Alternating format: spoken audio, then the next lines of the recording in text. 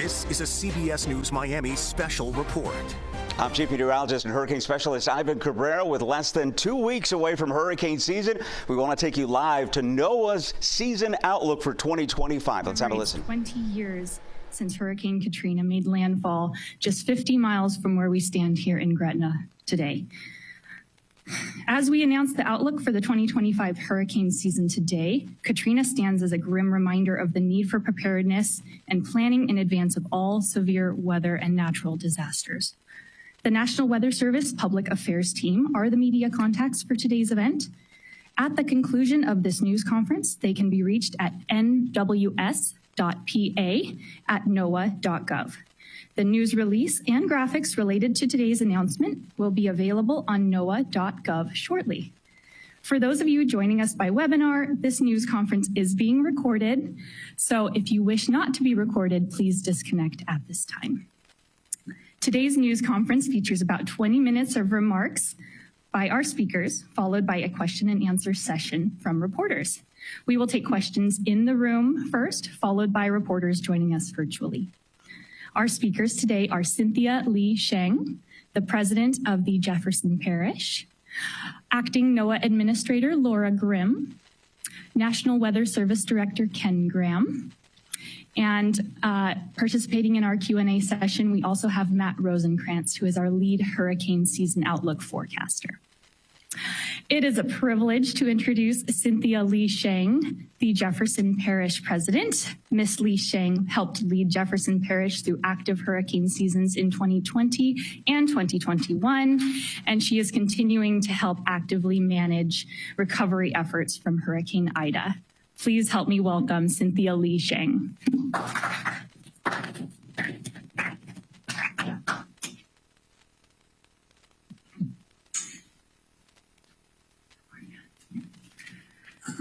Good morning, and thank you for being here. I'm Cynthia Lee Sheng, president of Jefferson Parish, Louisiana, and on behalf of our parish, I want to welcome you to our Emergency Operations Center. We're excited to host our partners at the National Oceanic and Atmospheric Administration and the National Weather Service. Those of us who have lived in hurricane-prone areas know that NOAA's outlook is highly anticipated every year. This forecast is the framework that provides us with a first look at what we can expect, and in a way signals the start of storm season. Here in Jefferson Parish, Louisiana, we are prepared, but while government plays a vital role, it is every citizen's responsibility to be prepared for a disaster. Preparing for a hurricane is a whole community effort, and residents and business owners are urged to do their part now by having a plan in place. The best way to thrive during a disaster is by making critical decisions beforehand. A community that is more informed and prepared will have a greater opportunity to rebound quickly from weather and climate-related events. I'd like to thank our emergency management team and all of our Jefferson Parish employees who work collectively year-round to prepare for, respond to, and recover from hurricanes. We opened this state-of-the-art Emergency Operations Center in 2011, a concrete reminder of the unified response that emerged in the aftermath of Hurricane Katrina's devastation almost 20 years ago. When Katrina barreled into the Gulf Coast in August 2005, it resulted in more than 1,800 deaths and $125 billion in damages. It also forever altered the course of state and federal disaster policy and triggered significant changes in emergency preparedness at all levels. As we mark the 20th anniversary of Hurricane Katrina and prepare for this year's hurricane season, it's important to acknowledge that our region is much better off today than we were then. In the aftermath of Hurricane Katrina, the federal government invested over $14 billion in one of the largest public works projects in history. Levees, flood walls, pumping stations, and canal closing structures were built to reduce the risk of flooding and storm surge. The state of Louisiana invested in major coastal projects for hurricane risk reduction. And our local citizens paid for major drainage upgrades, pumping stations, safe houses throughout our entire parish. In 2021, Hurricane Ida put our system to the test, and our system withstood the challenge.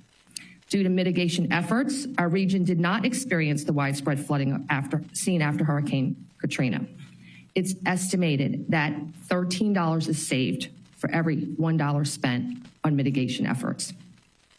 Hurricane Katrina also changed the face of disaster recovery. Key agencies have learned to work together to provide assistance, coordinate efforts, and ensure efficient response. In the years since Hurricane Katrina, we have strengthened our building codes, ratified several dozen pre-placed emergency contracts that get activated during a disaster, and continuously engage in emergency response training and tabletop exercises with our staff. For instance, just this week, we held our annual public assisted evacuation exercise to test how we would evacuate our most vulnerable residents ahead of a hurricane, with personnel from 19 different local and state departments who will all have a role in helping our most vulnerable citizens get out of harm's way.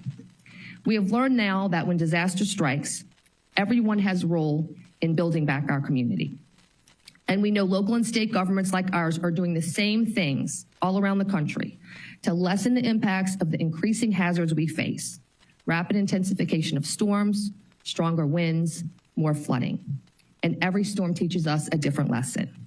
I want to thank our many partners at the local, state, and national level for working alongside us to stay prepared. Together, we will remain a thriving, resilient community even after disaster strikes. At this time, I'd like to turn it over to Acting NOAA Administrator Laura Grimm. Thank you very much.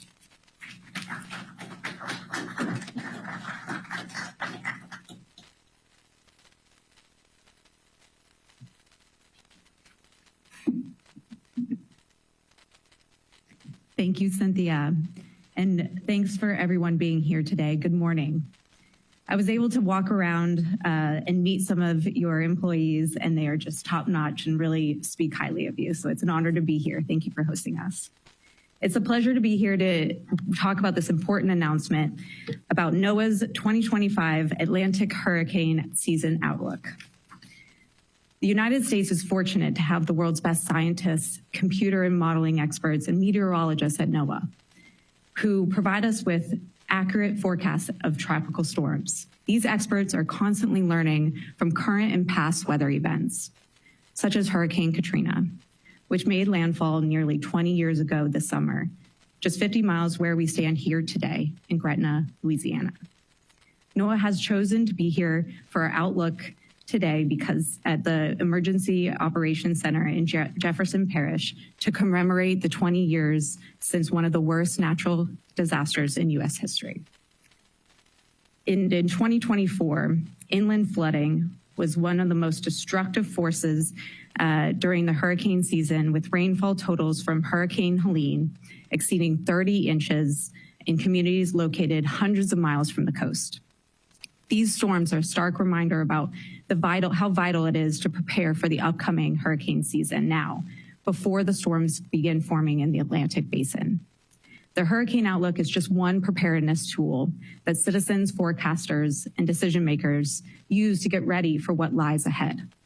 The 2024 Hurricane Season Outlook that was issued in May last year was right on the money.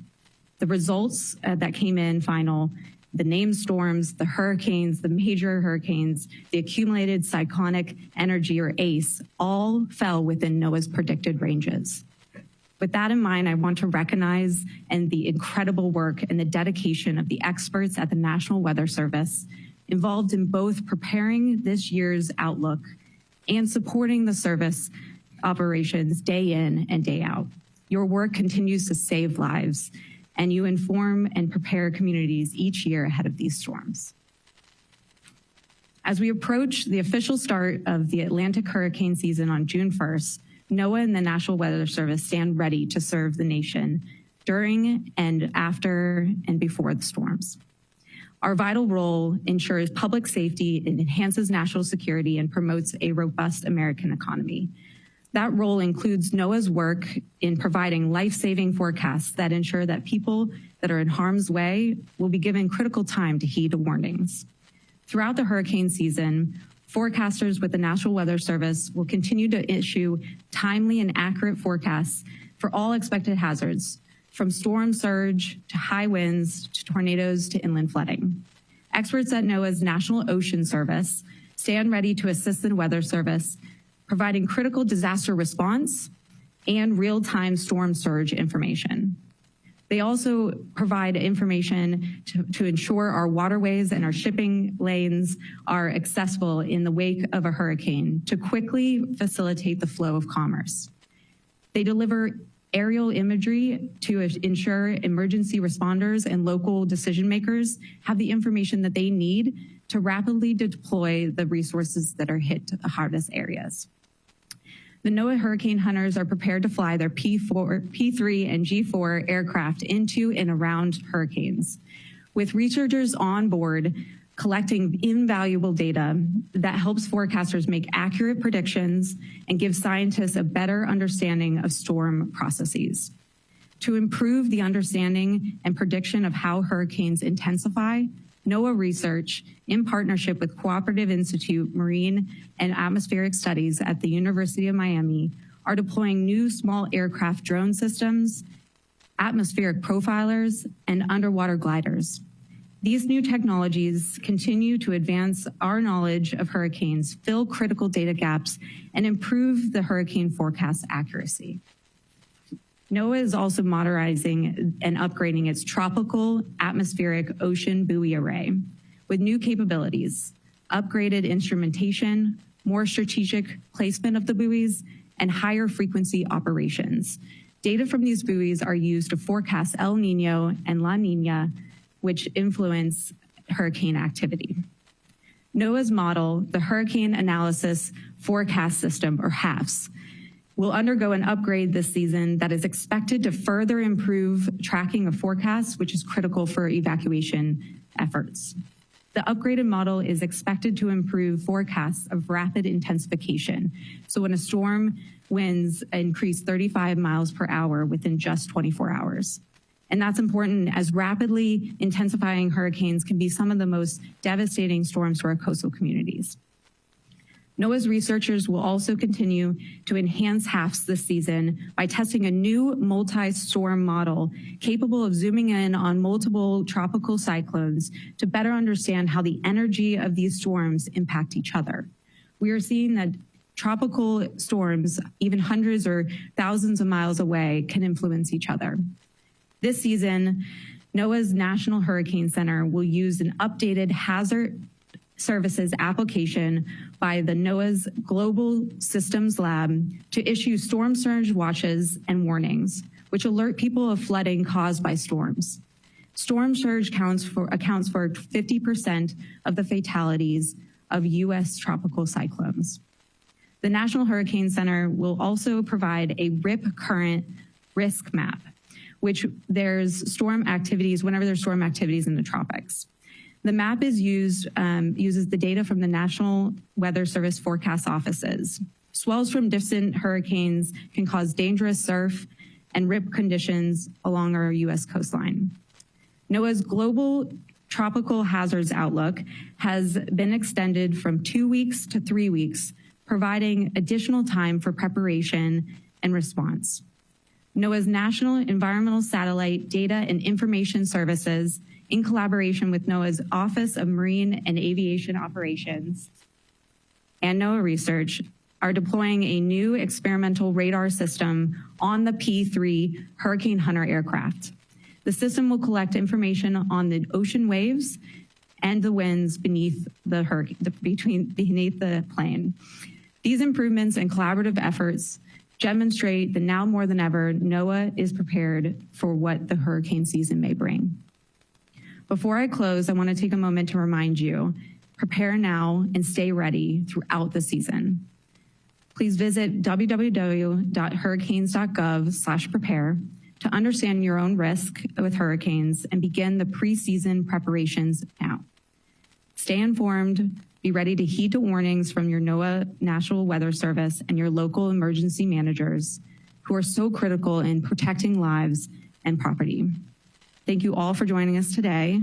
And now I'd like to bring up someone I admire greatly, the National Weather Service Director, Ken Graham, to the podium. And as many of you already know, Ken was the former director of National Hurricane Center before he became the director of the National Weather Service. And more importantly, he started with the Weather Service throughout his entire career. He started as an intern at a weather forecasting office. Ken has a long-standing ties to the emergency management community, and NOAA is incredibly fortunate to have him as the director of our National Weather Service. Welcome, Ken. Yeah.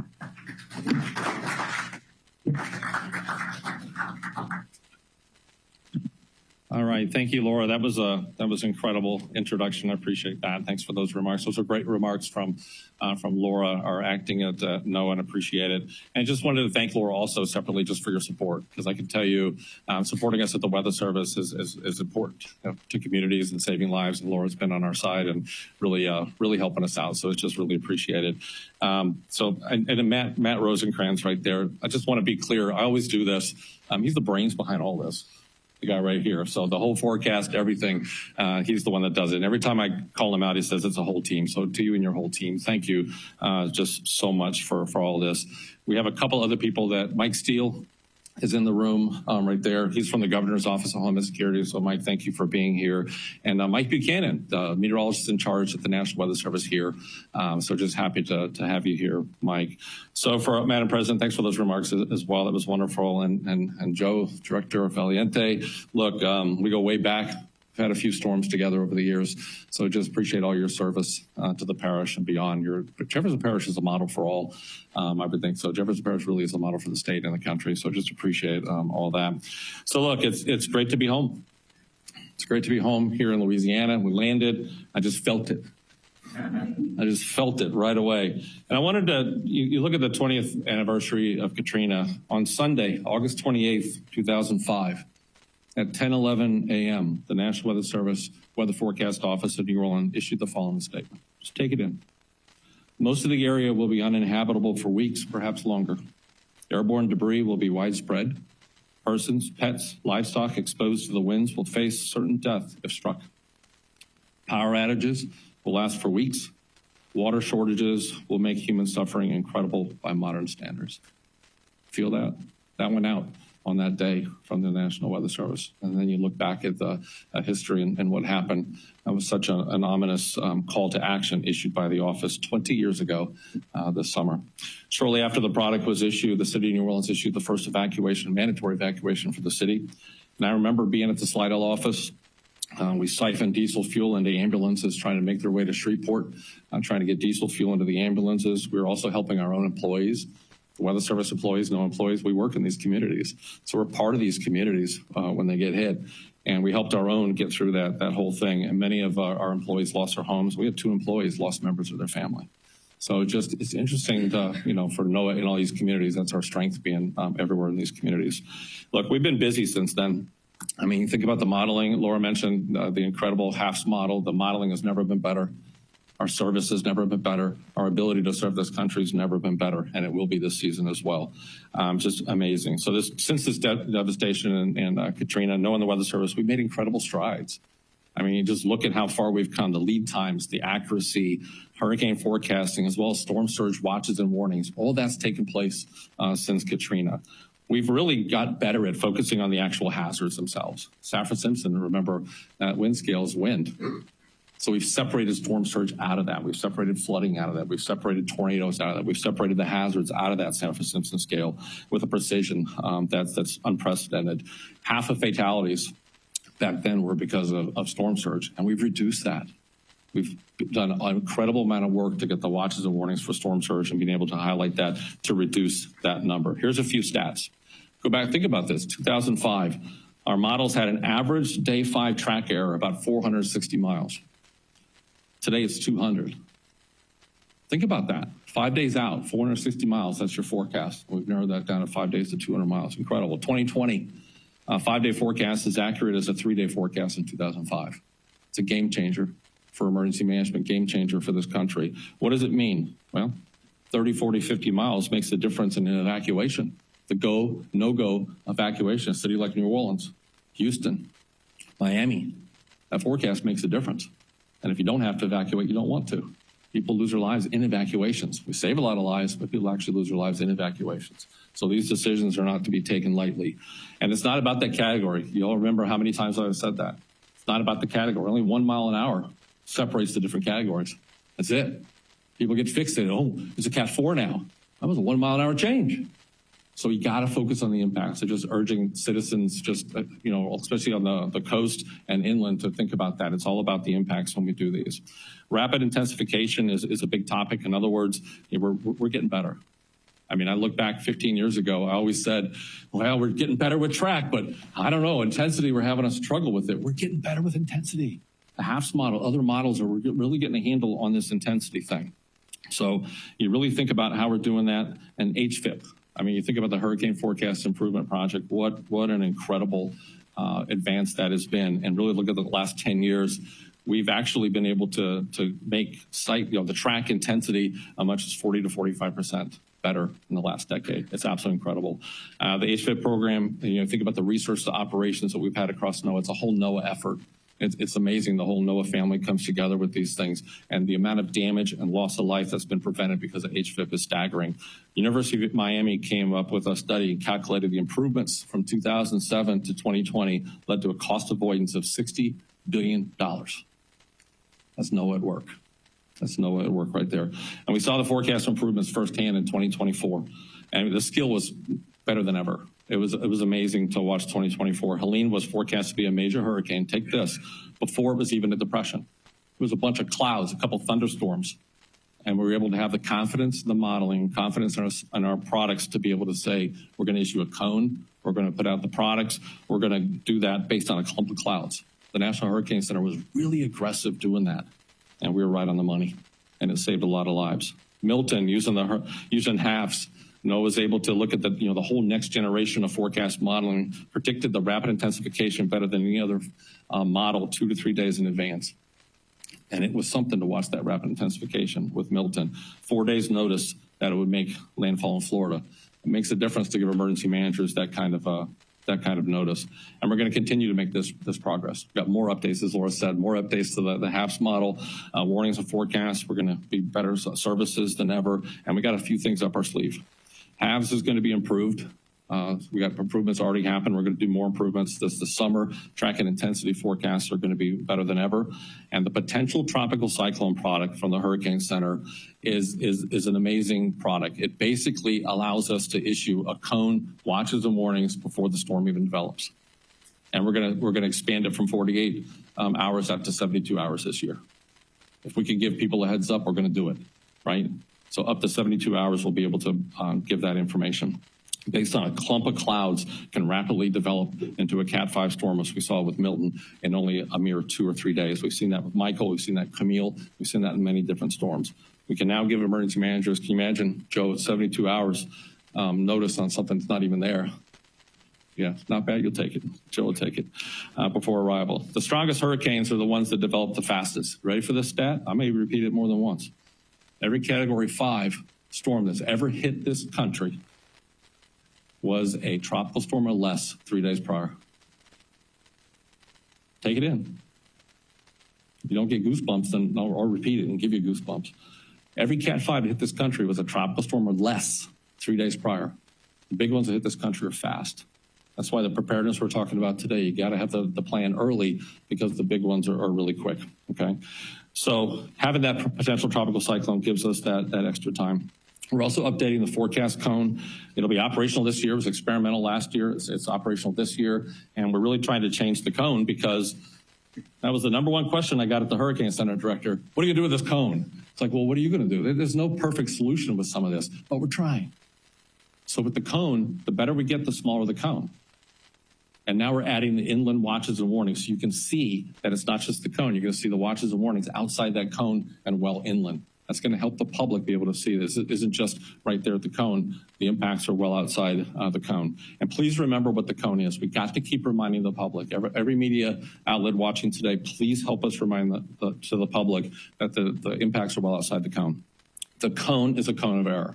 It's where we expect the center of the storm to be 2/3 of the time. So 1/3 of the time it's outside the cone. So we've got to remember that. And this year we did such a great job of the forecast, the cone got smaller this year. So the better we do, the smaller the cone. It's based on the last 5 years of error.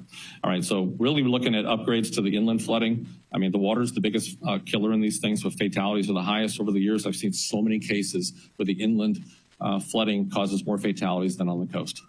because we're evacuating for surge. You look at Camille, you look at Ida, the impacts and fatalities in Virginia and New York City from flooding were significant, catastrophic. Okay, even a storm on the Gulf Coast, you have to convince somebody inland you're going to have big impacts, and it's not easy from a social science standpoint.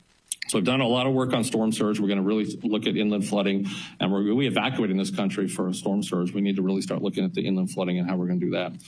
Laura mentioned something important. You ready for this? We've done so much work in storm surge. We're actually losing more people to rip currents than we are storm surge. What a stat. We worked hard to reduce the storm surge fatalities, and now we're going to work on the rip currents and also keep on going with the inland flooding. And that's why the Hurricane Center is going to issue that new product for rip currents. It's a big one. All right. The other part of it is, NOAA's working really hard on flood inundation mapping, and we're going to have the whole country modeled by 2026. Why is this important? We can actually give an information and graphic on what's going to flood days before the flood. That's a game changer. And NOAA's really pioneering this, and we actually issued it in Helene, and that allowed a hospital in Tennessee to be able to evacuate and save every patient in there. They evacuated because of that product. And Nashville just got access to that product days before that, and they were able to put that out and save people in the hospital. Tampa General Hospital put up a hydro fence with early warnings. It's a trauma center in Tampa. They put up the hydro fence ahead of time and kept the storm surge out. Okay. All right. I could go on and on. I'm going to stop. Without further ado, did you come here for a forecast? I guess we can. Was that the reason, Kim? I think that's why we're here. All right. So without further ado, let's look at the numbers for the Atlantic hurricane season, the great work that Matt and his team did. So we're predicting an above average season once again, 2025 above average. You can see the graphic up there. Specifically, there's a 60% chance of above normal season, 30% chance of a near normal season, and only a 10% chance to be below normal. So we're really looking at an above normal season once again. For the range of storms, we're calling for 13 to 19 named storms. That's when we get to 39 miles an hour when we name the storms. So 13 to 19 of those. Of these, 6 to 10 are forecast to become hurricanes. And that's when you get to the 74 mile an hour mark. And 3 to 5 is the number of major hurricanes. That's Cat 3 and above, with maximum sustained winds of 111 miles an hour or greater. The average is 14 named storms, 7 hurricanes, 3 major. So above the average. So just appreciate all the hard work. And here we go. And remember what Laura said. They got every one of them right last year. So pretty good job with the crew. So we got to be ready. The ACE, the accumulated cyclone energy, 95 to 180% of what we would normally see. And that really heavily dependent on some of the stronger storms. You get a bunch of strong storms, it'll jump that ACE index really high. Why? Well, the team looked at it. Warm sea surface temperatures, probably the number one contributor to the whole thing. Not much wind shear. Wind shear tears the storms apart. We don't expect a lot of wind shear. And the African monsoons is a conducive spot to be able to launch out the waves, launch out the storms from there, which get the warm waters and they develop in an ENSO neutral situation that is conducive for this forecast. So everything's in place for an above average season. So no matter the forecast, what do we always say? Only takes one. It only takes one. So we got to be prepared right now. We've heard that from the parish president, Laura. We got to be ready. There's no lines for supplies today. No lines for gas, no lines for plywood, no lines for water. So while there's no lines, it's a good time to go out there and get your supplies and your kit, put it together. I've said this for decades. There's no such thing as Hurricane Justa. And the Weather Service, being a NOAA, being a part of the WMO committee that names storms, I'll make sure we'll never have a Hurricane Justa. There's no such thing as just a Cat 1. There's no such thing as just a Cat 2, just a Cat 3. Every one of them are different. The bigger the storm, the slower the storm, the more the impact. I don't care the category. So remember that. Hurricane Juan in Louisiana, what was that, Danielle? 1985, I think. And then you look at the slow storms in this state. Isaac was another one, right? Only a Cat 1, but look at the devastation in the states. You got to be prepared. Even a small one could put lives in danger. From my experience, the indirect fatalities can be as greater than the direct fatalities. In other words, down power lines. So just because the storm has passed doesn't mean the danger is past. Please, everyone in the media, keep reminding people that. We lose a lot of people after the storm. We can stop that. They're preventable. Down power lines, improper generator use. We've got to keep reminding people to properly use generators. That is a preventable fatality. If we could get the word out to make sure they're outside, far from the house, don't run them inside, and that sort of thing. And don't fill them up while they're hot. That happened to us last season. People were filling up with fuel while they were still hot, and they caught fire. Okay, the heat and critters. Louisiana, I remember a lot of storms here. What do you got after the storm? Why am I asking questions? It's like snakes, gators, fire ant mounds. I've seen them all here. The dangers after the fact are significant. Last year, I got to fly into a hurricane for the first time. I flew into Helene with the hurricane hunters, and I had a whole new appreciation of the storm as we got pushed up about 1,000 feet in a matter of seconds. It was something to see. So big shout out to the hurricane hunters. And Laura mentioned the planes they're ready to go. The hurricane hunters at NOAA and the Air Force, 53rd Reconnaissance, they're ready to go. And they're heroes, by the way, just flying with them. They go towards the storm to get us away, right? Absolute heroes in these things. All right, so get the latest information, and I'm gonna wrap this up. Make sure to get the latest forecast, please. It changes. So, and social science tells us that people latch on to that first forecast. It's called anchoring. So we got to remind people, keep updating your forecast. Keep looking for the latest information, weather radio, wireless alerts, hurricanes.gov, listo.gov, para obtener información sobre el hurricane, como prepararse. Go to listo.gov for Spanish information, and everyone should prepare as they're going to get hit. So I'm going to end this with, we're ready. We're ready for this. I need everyone in the country to be ready as well. We're equipped with the best forecast models than we've ever had. We got great support, which is really appreciated, and we continue to get support from NOAA and the Department of Commerce, and we'll continue to improve our services to make sure this country is absolutely prepared. So we're ready here at NOAA. Are you? All right, Kim, back to you.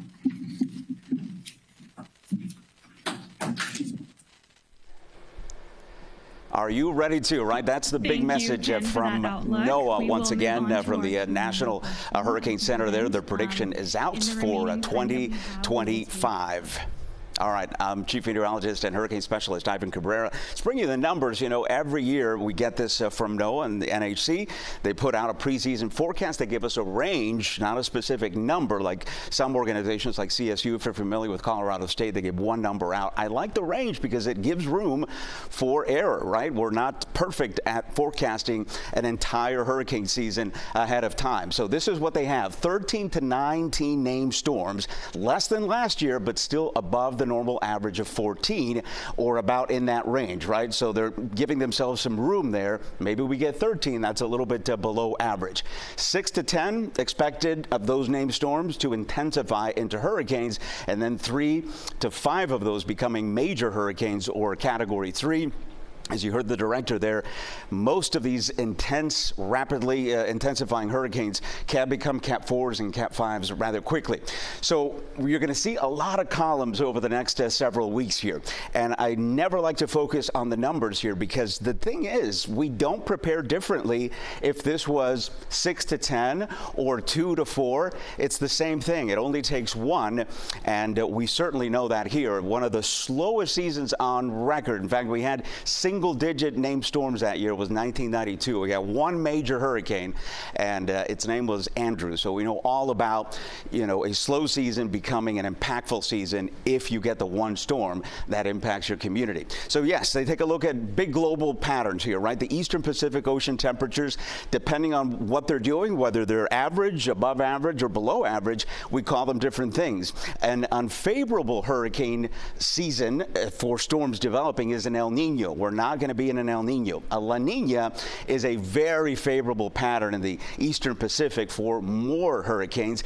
We're likely not going to be there either. It's going to be kind of a neutral, in the middle setup in the Eastern Pacific, and what that means is that we're going to typically get average number of storms. However, the sea surface temperatures are above average, and we're expecting less wind shear in places like the Caribbean, so that tends to provide us with a little bit more coverage as far as the named storms.